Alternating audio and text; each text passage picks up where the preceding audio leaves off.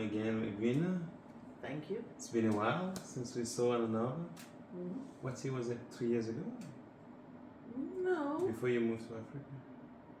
2-3 years ago. 3 years ago, okay. No, was it not 2.5? 2.5. Yeah. How has it been? Okay. Adventurous? Very much so, yeah. Very much so. Yeah. So thank you again, guys, for joining us on this podcast.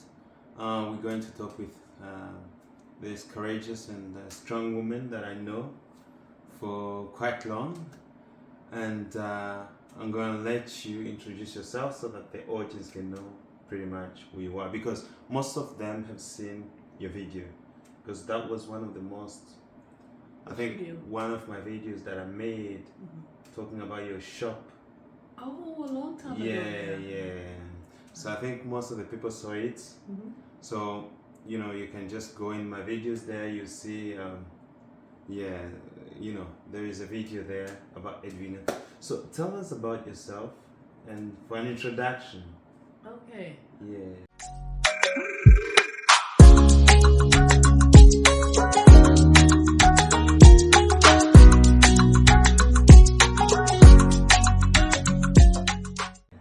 Well, basically I'm Edwina, as Kalimbai said. Yes. From Africa. I'm not going to say which country because I look at Africa, the whole continent is my country. Everywhere my foot lands in Africa is my country. And I've been living in Norway for about 10 years or so. My background is in business administration, and I also have a background in humanitarian services as well. Yeah.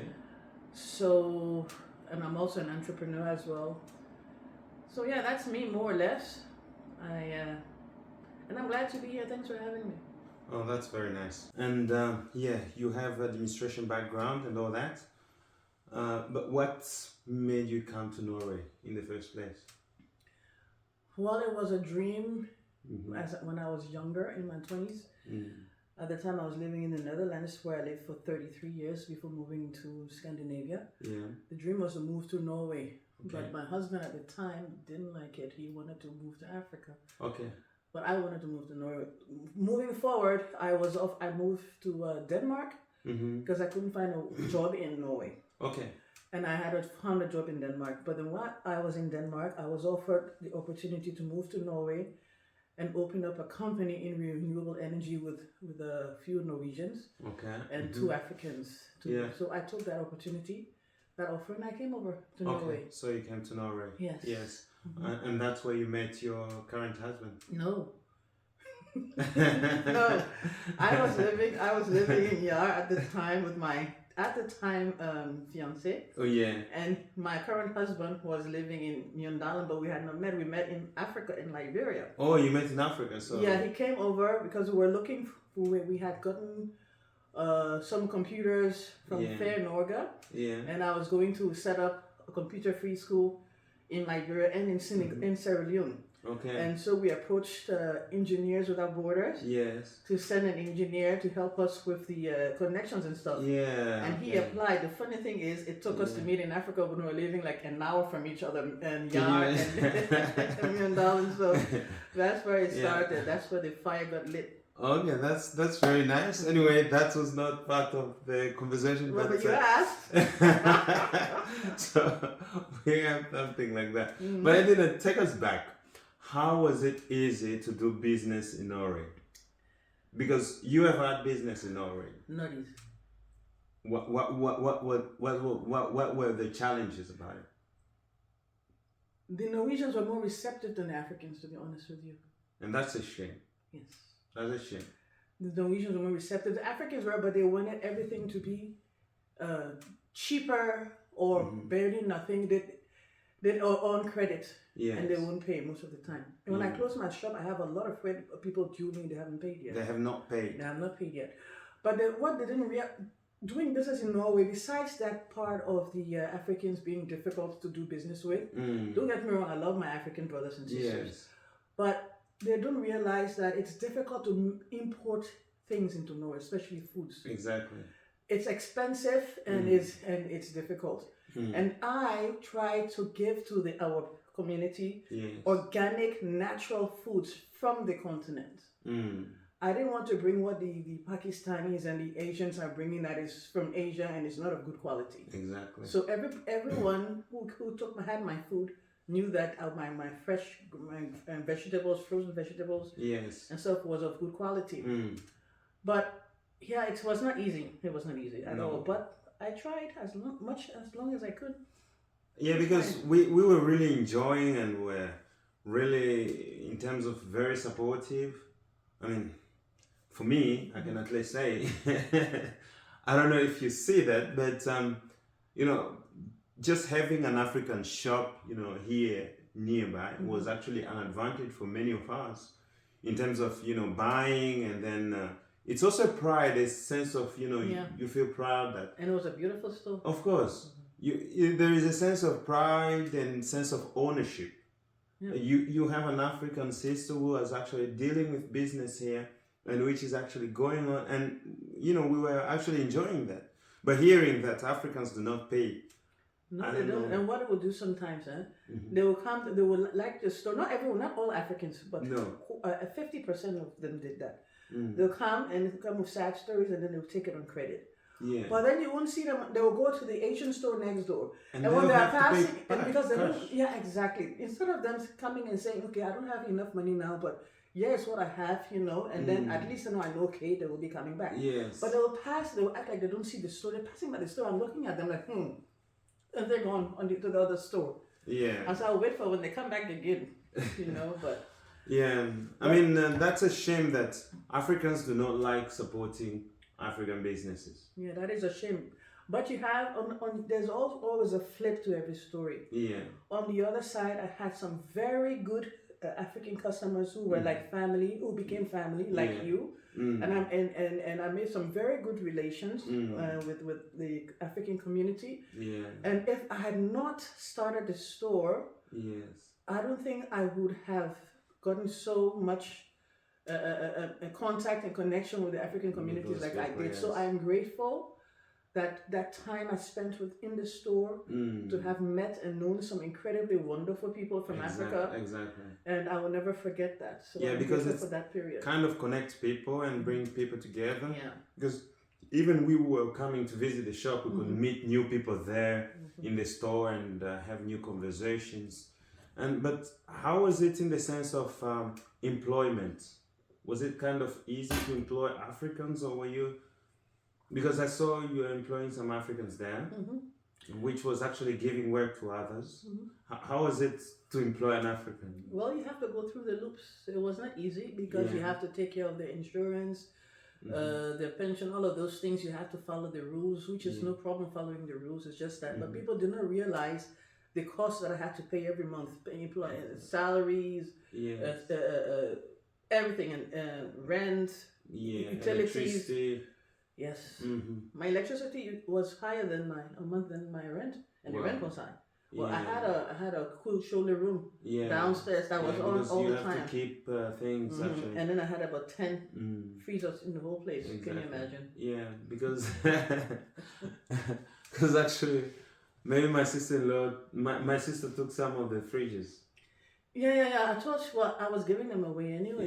Yeah. No, that is very good. So this is actually, but you after that, you have now moved to Africa. Yeah. Because that's what we're interested in. What made you moving from here to Africa? Was in Norway? Because most of the people are moving from Africa to come to Norway. Yeah. But now you're flipping the coin. Why? I woke up. Okay.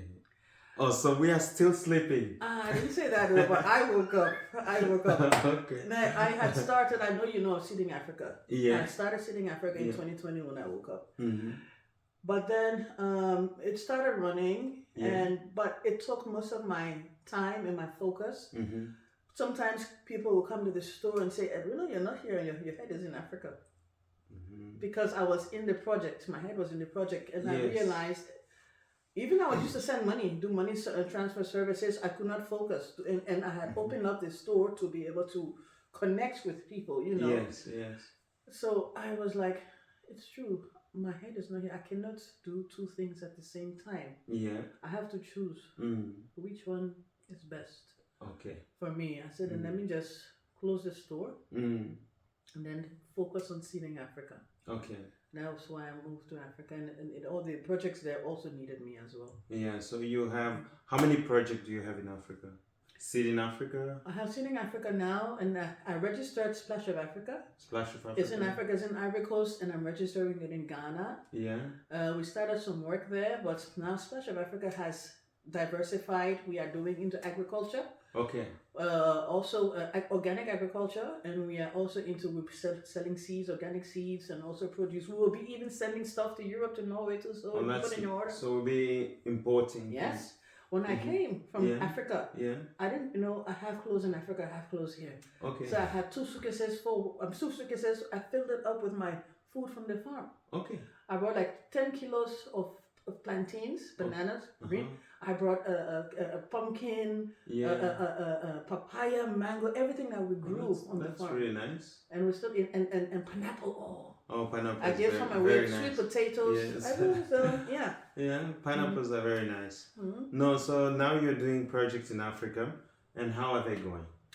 It's going well. It was going slow when I was in Ivory Coast, but once I made a decision to move to Ghana, it's been going very well. But tell us, when you're moving from Europe to Africa, you woke up. So how did you decide that you're going to Ivory Coast? Well, have you been there before? Yeah. I went to school there when I was a kid. Yeah. 10, 11 years old. Okay. I stayed like for 2-3 years, I believe. Yeah. So I had not been there for years since then, that time, and I could not go to my own country because we had an idiot. Not the war was finished a long time ago. We had an idiot there. Okay. Who I was totally against, and I have a big mouth, so if I go there, I would start talking. Yeah, because you're a very activist. Exactly. So I thought, well, Ivory Coast is as close to home as I can get. Okay, so let's move home. Exactly. Close to home. Yeah.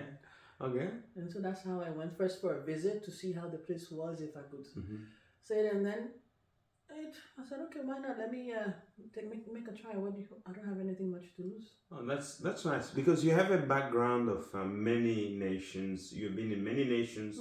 You understand many cultures. You understand also many different races as well. And that's what I know about you. But what do you think about the French culture, especially the French culture in actually the French countries? Okay. How do you understand that? I cannot talk about all French countries. Yes. Because I have not been there. Yeah. I can talk about Ivory Coast. Yeah, talk about Ivory Coast. Because I know it. Yeah.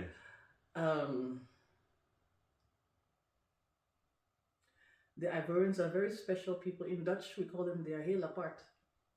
Heel apart. They're very special people. Okay. Yes. Yeah. How are they special?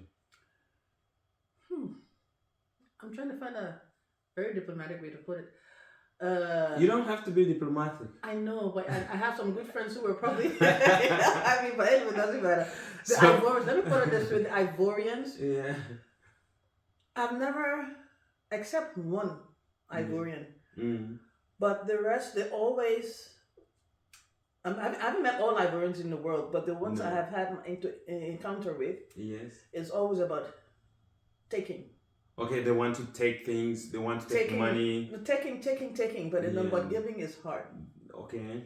And they are as a people, they're aggressive. So they're aggressive. Very aggressive. They're aggressive. The way they talk, the way they they're aggressive. I'm not saying like fighting you, but screaming. They are. Okay. Yeah, at least the ones I've got in contact with. They are nice too. They are nice too, but. It's got to the point where I felt, okay, this is enough of my time here. I need to get out.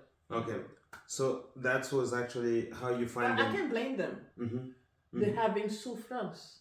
Yeah, they've been suffering and souffrance, like under France. Yeah, wait, souffrance and souffrance. Yeah. So I said that word was properly made.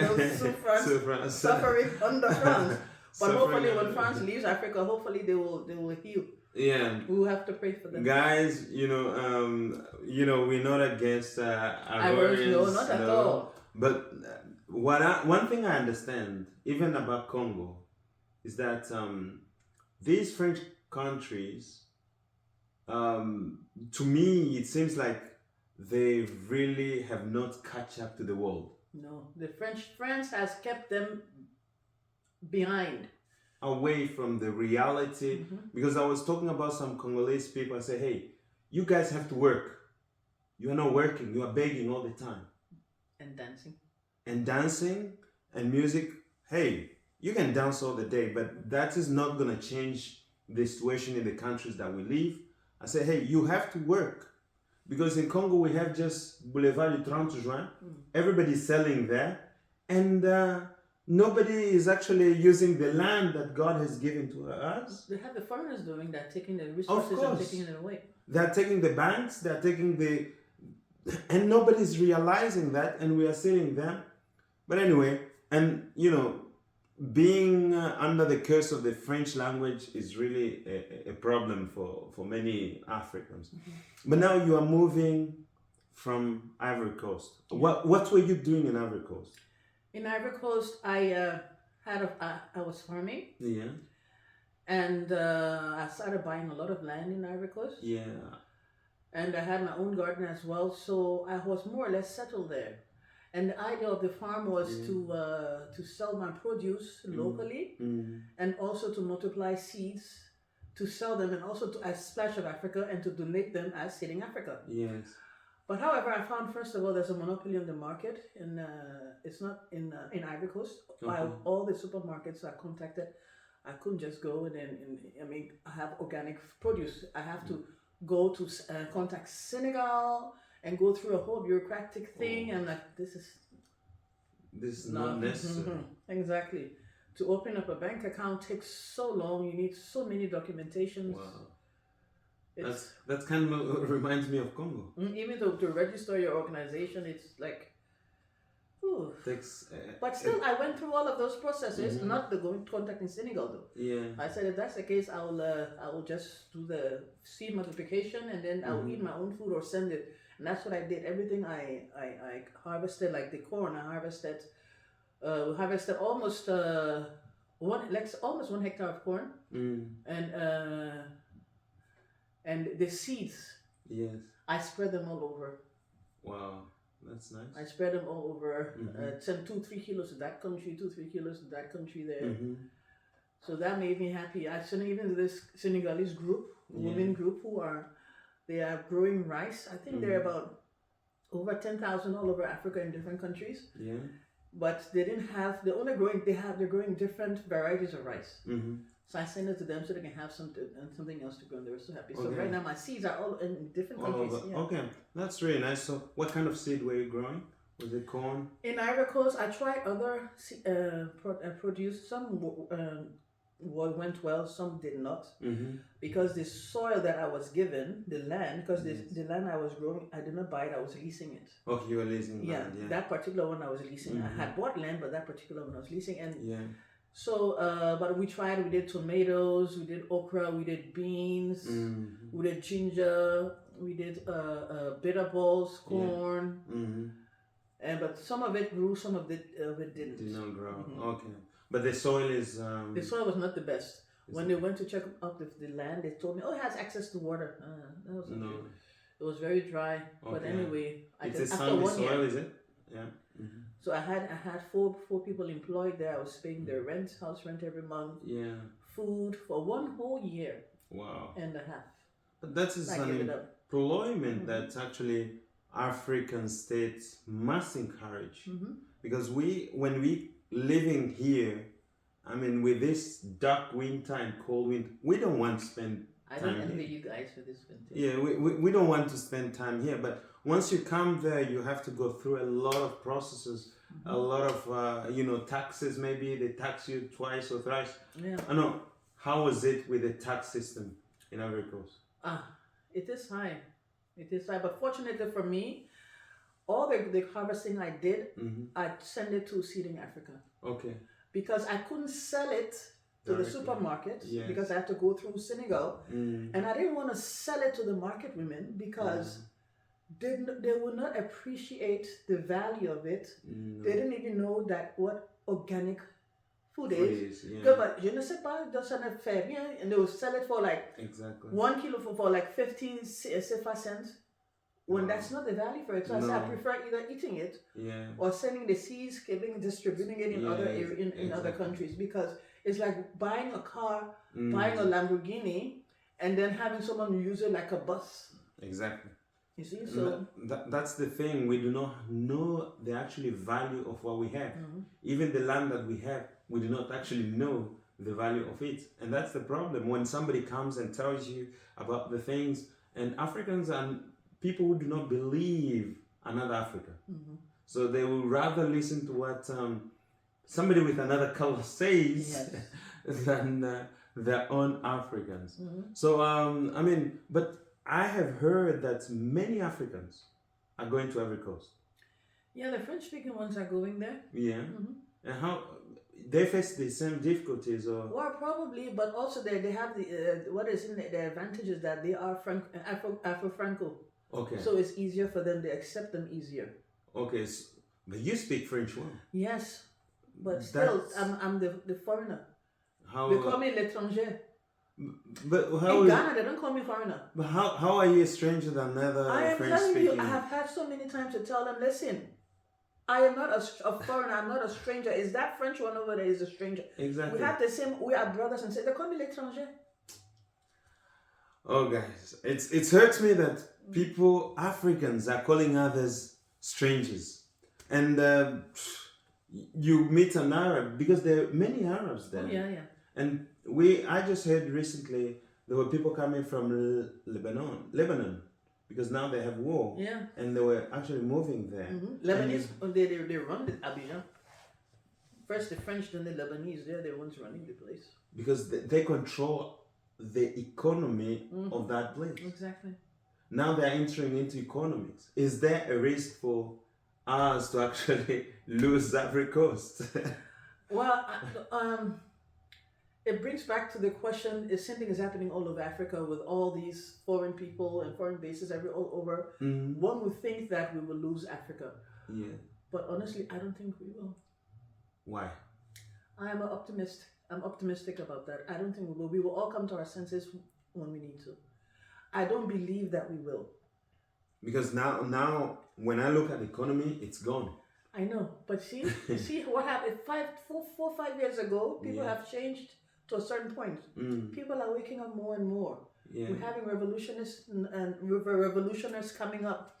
I don't think we're going to lose Africa. But the thing is, we will get Africa back if we are together. Yes, but if we are not able, if we follow the unlimited pathway. Exactly. If we are not able to kind of have some sense of control, and we always losing control only to get it back, how are we gonna get development going? I don't think this time we will lose control. We will lose control and get it back and lose control. I think this time is for real.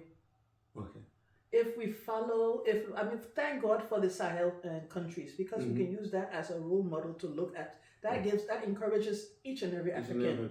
You know. Yeah.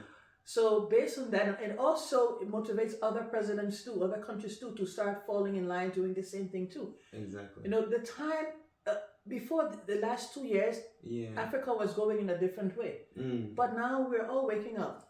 And if we follow the unlimited pathway as Africans, we should be okay. We will get our continent back. But that's I don't want to go into politics, but that's not politics. Unlimited pathway. You know, when we're talking about, let's stay a bit here. When we're talking about that new president of Ivory Coast, what's his name again? Oh, you don't want me. Anyway, I'm not going back there again for now. So by the time I get there, he's probably out. That 1 year just he's just cool. Because he is not in the because he's under control. Oh, I know. Both ways. Yeah. Both in the house. Yeah. And out of the And house. also, so anyway. That one is something else. Yeah, but we must have fun anyway. But you know, when the wind flows, things goes. Yes, So, of course. yeah. So well, hopefully that we kind of get in control, under control this. But I've heard a lot of projects happening in Ivory Coast. You know, they've been building, I don't know, the trains and but they should. the city trains. They should. I mean, they've been paying a lot of taxes and money to France, so let them use some of that money to do that. So when France goes, they have the infrastructure. Yeah, because they are also taking credit from France to do that. Yeah, but it's their own money they're putting there. Hopefully, we hope they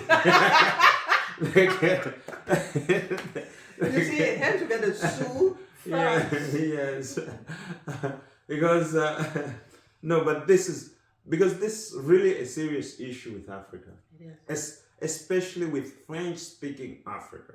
French-speaking Africa, I don't know. We don't have even to think for ourselves because all the thoughts have been taken away from us, and now it's another person has put the thinking in our minds, and then we have to think for them and to do it for them. I think that is true. The thing is, the English-speaking Africa are much, much better than the French-speaking Africa. I'm not talking about infrastructure. No. And if you talk about infrastructure, it's even much more better. Even Ivory Coast is the only one that is so big and good in infrastructure. Yeah, but mentally, way of thinking, forward thinking, the French-speaking Africa, they are not there yet. But we cannot really blame them. It's the French. They are very hard. You know, the people who they're very hard as a people. The French people in France now. Exactly. They're very hard as a people. So they portray that hardness to the people that they were colonized. Exactly. Yes. You know. So things which I don't know. There's a big difference when you put an English-speaking country and a French-speaking country. A very big difference. A very big difference. I saw it in Congo myself. People are unable to clean even in front of their door, and they're complaining to the government. So what should the government do when you're not able even to clean for yourself? Exactly. What should the government do when you're not even able to farm for your own food? I mean, there is so knowledge. Thank you. Knowledge is power. And people just sit there and they speak. I mean, it just hurts me.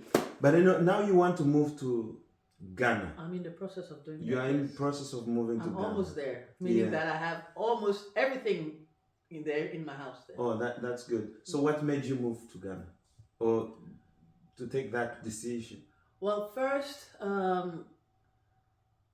I got tired of Ivory Coast. I was getting to that point. Yeah. And I was considering going to Liberia. Okay.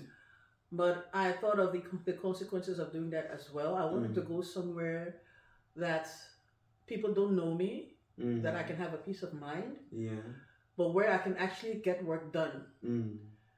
And of course, I told you earlier about the issue with the lands and stuff in Ivory Coast. So I was looking for a country representative for Seeding Africa, and I met AgriLife. They are an organization that are into farming, and we started working together. And I went there to see the place, and I liked what they were doing there, and we decided to become partners with Seeding Africa and Splash of Africa with AgriLife. And I liked the way the Ghanaians treated me. Exactly. For example, when you're leaving Ivory Coast, I went by road a few times. When you, at the Ivorian border, they give you a lot of hard time. Even moving, they give me a hard time. Yeah. They give just traveling. You have to pay. You have to pay for stamping your passport. Wow. Their fee is higher than Ghanaians, and they didn't give me much hard time. No. They don't give me much hard time when I'm going through. No. So the Ghanaians were more friendlier, receptive. Yeah, exactly, welcoming. And I noticed that also when I got into the city in Accra, and I go to some outside of Accra, as a people, they're very gentle. Very kind as well. Very kind and very gentle. At first, I was like, I hope this is like, when are they gonna turn?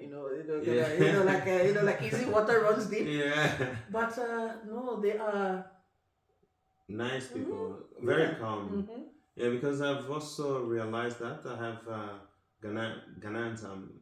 I have Ghanaians family, so I know how they're really calm people, Yeah. and we live with some Ghanaians here as well. We know very well they're really nice and calm people. Yeah. And generosity in the Ghanaians, Yeah. it's really. And in Ghana, people kept giving me things, whereas in Ivory Coast, I kept having to give things away. No one ever gave me one thing in Ivory Coast to say, Edwina, this is for you. No. The whole time I was there. Yes. But they always expect everything from me all the time. Exactly, and that's because if you want to receive, you have to give, and that's what we don't do as French colony. I mean, we should call ourselves a colony. We're not more a colony, but we are still under it mentally. Yeah, mentally, really, that's it's just disgusting to see what is. But also, one of the reasons why I decided to move after visiting Ghana a few times was I saw that the efforts I put in the work. Okay. I could see the proceed. I could see it coming out exactly. Yes. And there is no monopoly. I can go to any supermarket and say I have this. They can talk with you. So it's open. The market. There is liberalization of yes, market. Exactly. But now in Ivory Coast, there is just a certain group that has closed the market, and they control the business, and then we cannot actually enter into. And that makes it difficult actually to do business. Yeah. But I've seen some YouTubers, really encouraging people to go to Africa. And no, go to Africa is good. Yeah, especially I'm talking about Ivory Coast. Well, if they're Ivorians that should go back home, they need to get this. They need to help their country. They need to, to further develop their country. So they need to go back home. Yeah, because they understand the culture, they understand the people, so they can assimilate in easier. Yeah, so they can come in easy as well. I mean, that's because seeing that Ivorian hosted the African Cup, I was thinking maybe they have kind of mentally developed in terms of, separating themselves from that French, mentality. No, not really. Let me just put it this way and say that the Ivorians who are an English-speaking African. Yeah. I don't advise them to go and live in Ivory Coast. No. Unless you have the tolerance or the patience to handle whatever comes, because it's not easy to live in there as a non-French speaking person. Okay. That's very nice, so thank you. But are you still advising us who are here? Because when I was here, I could get messages from Edwina, you should go to Africa. You should buy Seriously, land. You should still do that. You should still do that. Are you still advising me to buy land? Definitely, but not in Ivory Coast. It's not, but if you can buy land in Ivory Coast, but don't buy forest land. Okay, don't buy forest land. Because if you're not an Ivorian, you'll be duped. Okay. And you can buy land in Ghana as well. And you can buy land in Liberia as well. Yeah. So I would advise all Africans, it's time to go home. This is not your home. Yeah. Go home. Whatever. If it's 5 cents, we'll all share together. If it's 1 pound nut, we'll all eat it together. Yeah. Go home. At least it's you're with your people. It's better there. But it's better there. Why are we going to go home when actually the people who are home cannot understand that we are coming to contribute to a better life for them? Well, maybe it's the way that you put it. Like to contribute for a better life for them. Yeah. They need to realize and they need to want a better life for themselves. Why you need to go home? When you go into Africa, the flight is filled with non-Africans. Of course. Majority. Leaving Africa is filled with Africans. What does that tell you? Yeah. No, most Africans, most Europeans, most Americans, they are telling each other, move to Africa. It's better there. Of course. And they're packing. You can live like a king in your small social money or whatever, and they're going there. That is very good. Let me put it this way: land, we will not have too much land forever. No. When they go, because most of our countries, foreigners are just buying up the land. Go and get your land. Make sure you have your land secure. Because even when our brothers and sisters from the Caribbeans and from America and from the UK, even those in the diaspora, even those who were taken by slavery, even when they come, they will need land. Yes. So when we have all these foreigners buying the land, there will be no land for when you finally decide to go. Exactly. Also, if you want to do business, they would have already taken all the areas. Go there, or at least go there, mark your territory like the dogs do. They mark the territory. Mark your territory. Put something there. Say, okay, this is my territory here. Yes. Then you can start planning your exodus. Come back and then prepare things. If it takes 1 year, 2 years. But between me and you, I should not wait for more than 1 year to go back to Africa. Yeah, but what I've come to realize as well, guys, is that if you are doing a business in Africa, you need to be in Africa. Definitely. In any country, you need to be there. Because no matter where you are in Africa, someone is going to dupe you if you're not there. Because many people have lost money by just sending money and trusting their you have to be there. their fellows. And then when they come, there is no land. Or there is no anything that they were promised that they will have. Honesty is lacking. Yep. But the thing is, even when you buy land, if you do not develop it, it will be... The government in Africa, in some countries, they can take even that land and resell it to somebody else. Who will develop it and then give you the money, if you're lucky. If you are lucky. And to be lucky in Africa is really hard. That's true. So, I mean, if the only way is moving to Africa, then why should we kind of pour money in there? Just lose it. Well, you pour money in the Western world, you might lose it with what's happening right now. Of course. Okay, so and if you stay here and something happens, you see also what happened to Ukraine, right, with our brothers and sisters. So play safe, play smart. Go there, buy the land. Make sure you do due diligence. Find out the land is rightfully owned by those people. Find out from the archives, the Bureau of Lands and Mines. Because that's also a tricky situation. Yeah, make sure you find out everything about that before you buy the land. Yeah. And then put a little foundation before you leave. And then you come back, and if and you do it small, you go there, spend 2-3 months, build it up high until you get to where it is. Or the best way is what I tell people: buy something that's already built. Exactly. Within the land, you see everyone and that's with documents. Very expensive. Yes, but at least most like what I'm doing in Ghana now, I'm buying something that is already built, but they're building it soon. Okay. But I don't have to do anything about it. Most people don't have the means that you have. I have a wonderful husband. Yeah, most people don't have the means that Edwina have. And, some people here, we don't get that lot of money to go and just to pour into the land. I don't have a lot of money either. I'm not saying you have a lot of money, but I'm saying not everybody has that possibility to actually buy that. That's true, but you know the good thing is, I've discovered something about 10 years ago. Each government has an allocation of land, and mostly it's not in this. In the outskirts of towns, yes, they call like forest lands and lands that the government owns. You can, if you go to the Bureau in Liberia, we call them it's the Bureau of Lands, Mines and Energy. In other countries, I don't know what they call them. Yes. But you can go there and say you can buy land from the government, and usually it's cheap. Okay. For example, in Liberia, you can get like 1 acre of land from the government. When I asked about 10 years ago, for like 1 acre, I think it's like hectare was for 1 lot, which is like 500 square meters for like $40. Oh, that's so. But that's from the government, because you are Liberian if you're from the country. Yes. So you can check with it on that level with the government what they have, because they won't tell you, but you have a right to ask to buy. Yes. Okay. So that's one option. Second option is just save up, get a small place. It doesn't have to be big. Yes.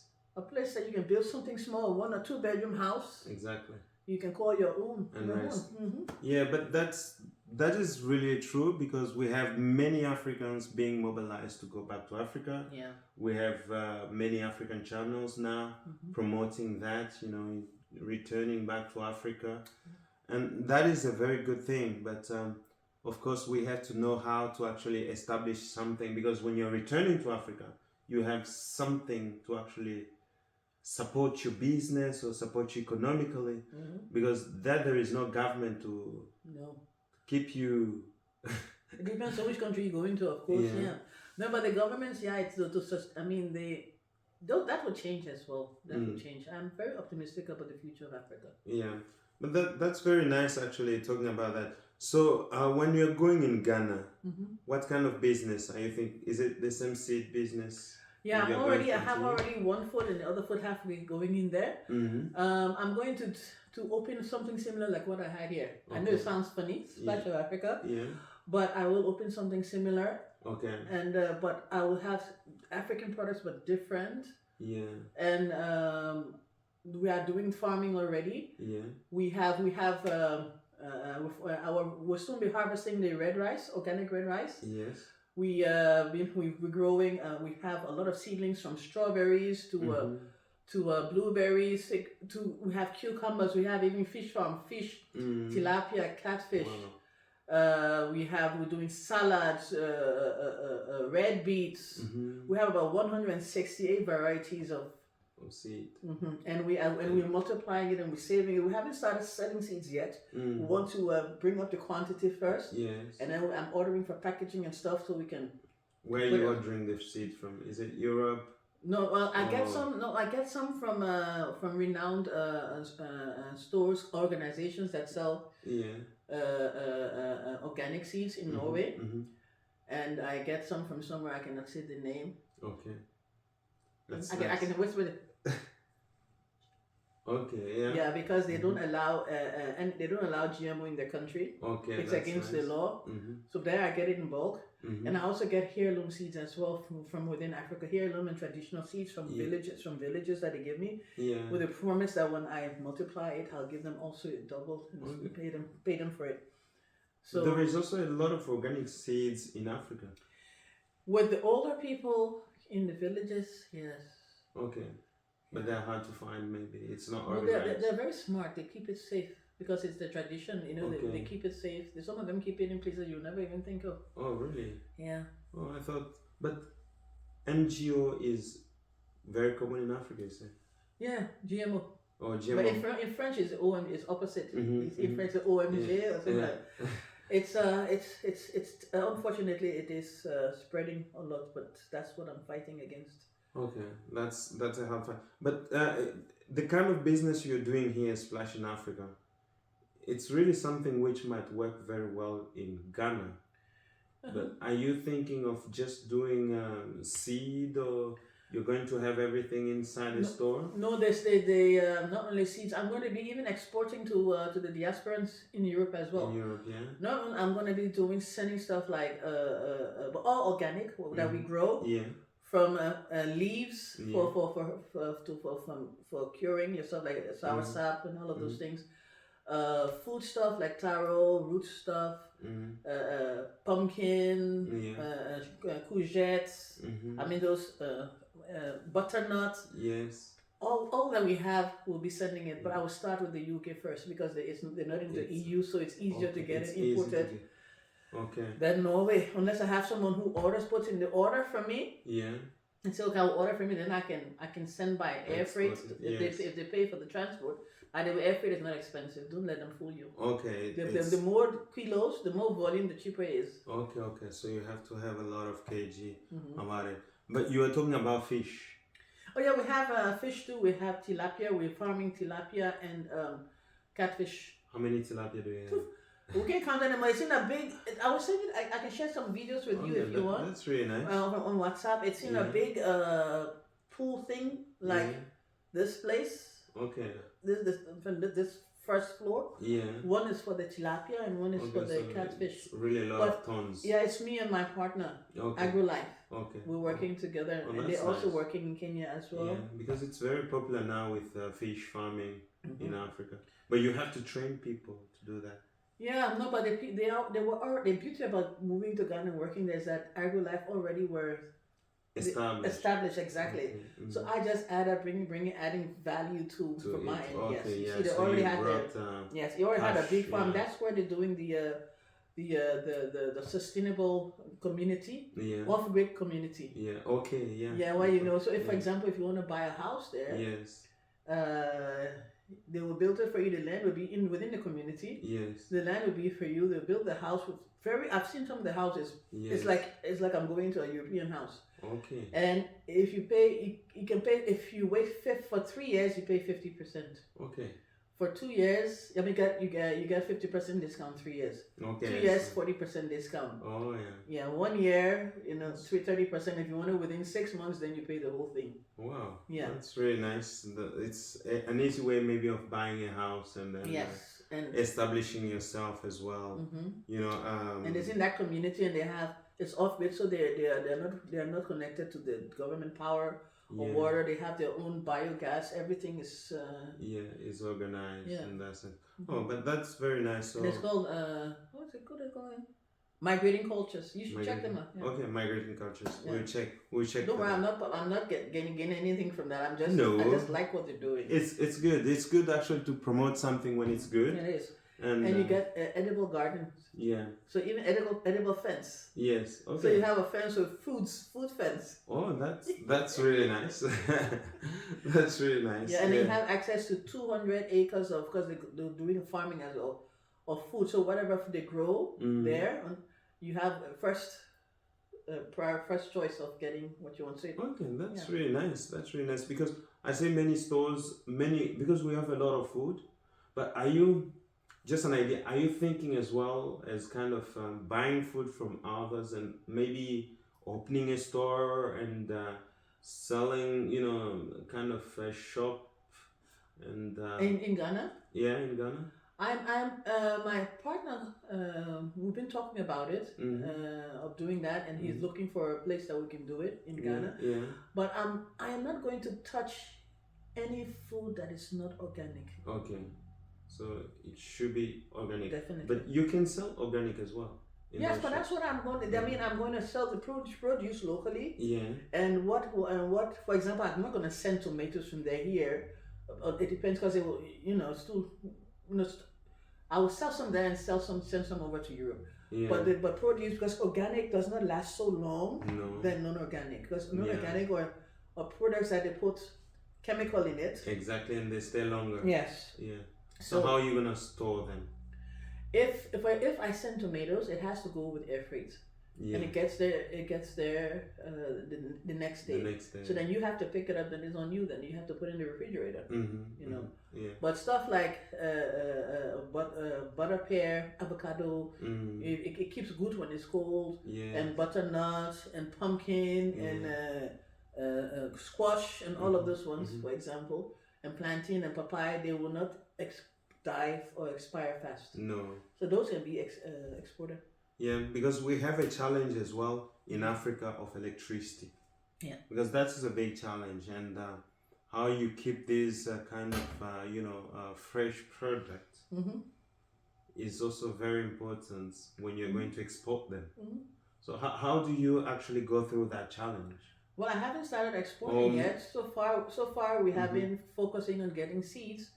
Yeah. And I've been eating a lot of it, and making a tomato paste from the tomatoes, making the pickles from the cucumbers. I brought a lot with me, Okay. And making other products from these products. Yes.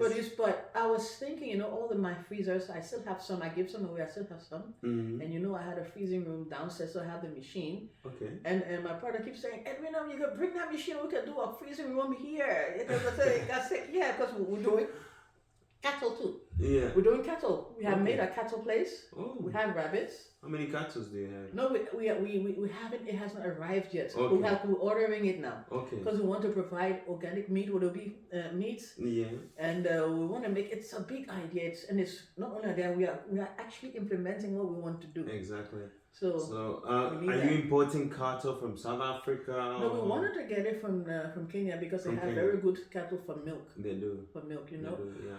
But it's a bit difficult. It's extra expensive. So yeah, because you have to be transport it, and then all of this brouhaha.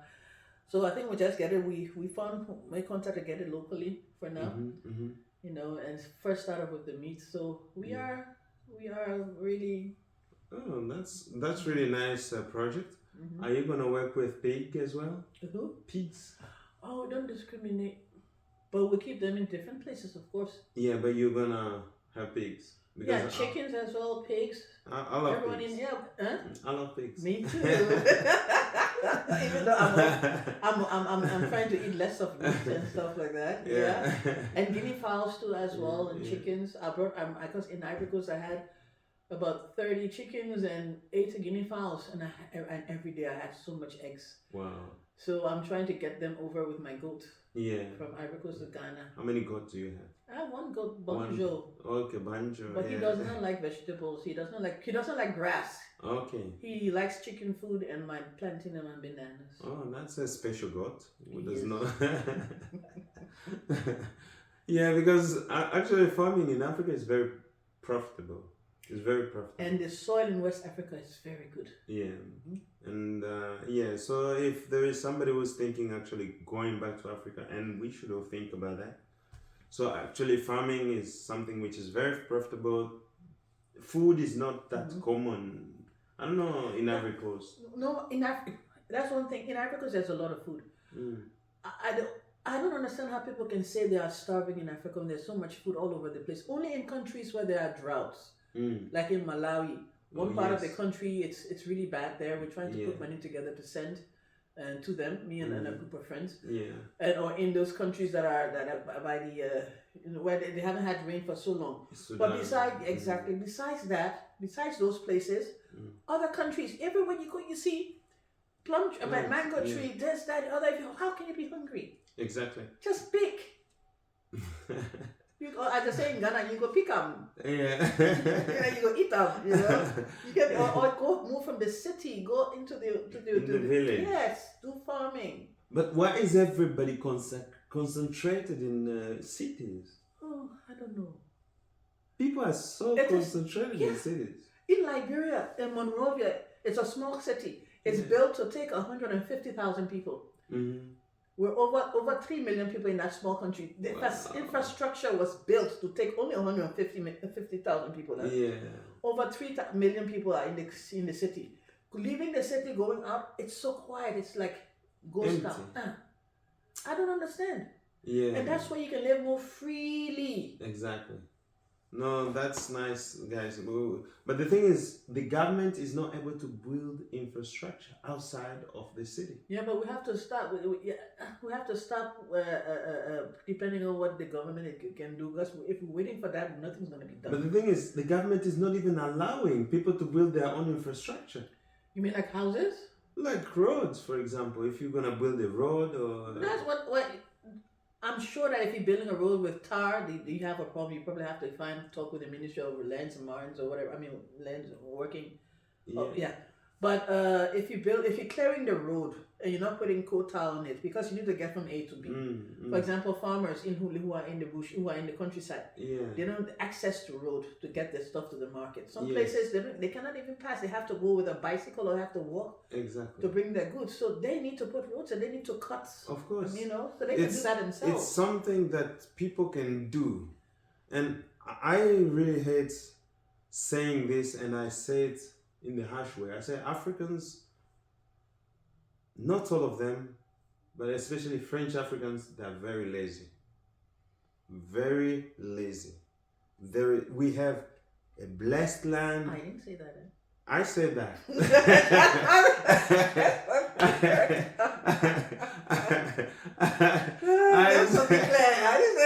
I said that. Why do I say that? I say that because of the things I see. It's so dirty, the countries that we live in.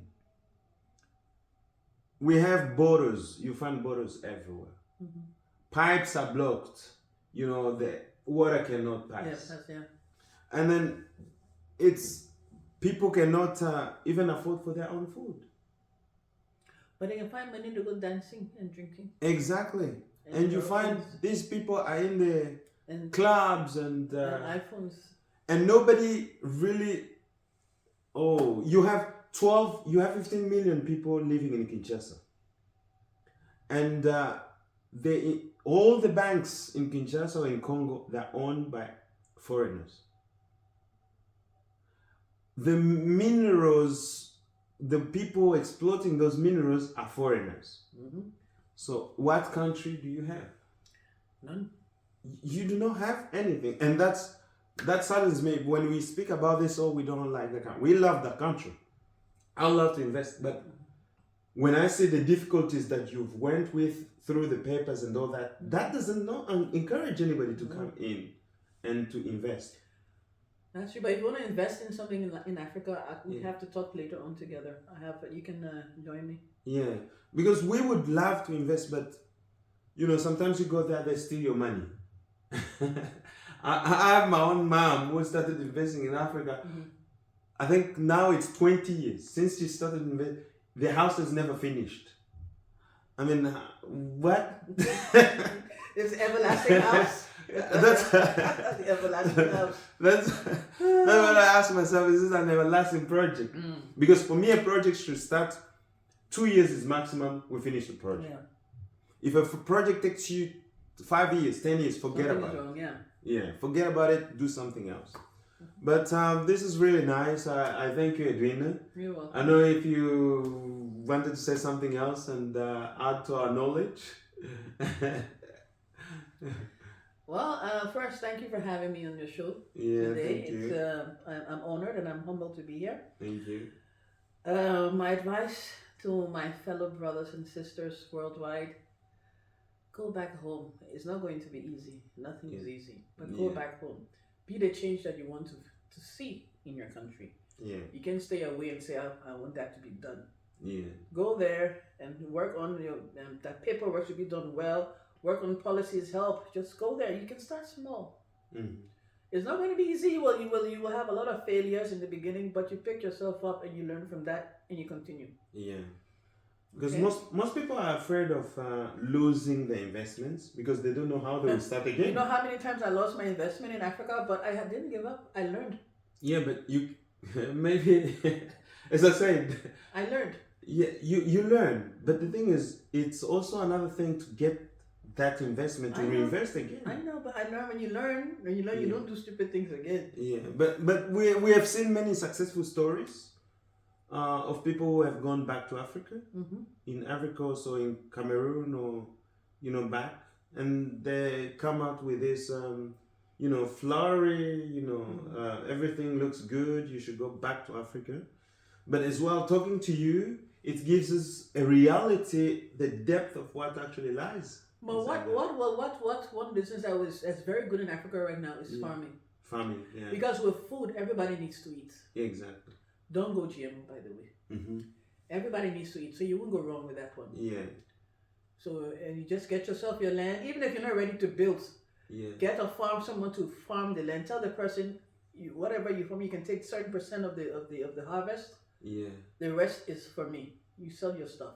But anyway, talking about farming, I have a brother who was actually a brother-in-law who was actually investing in farming, pig farming in Africa. He bought some pigs and they were going very well. But he had, I don't know, 50 to 60 pigs.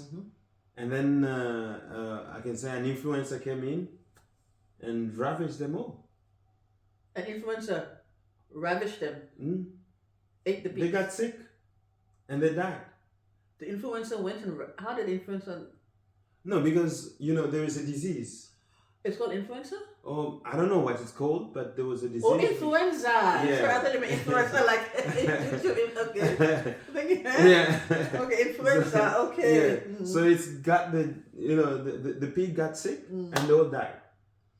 And that discourages people, people.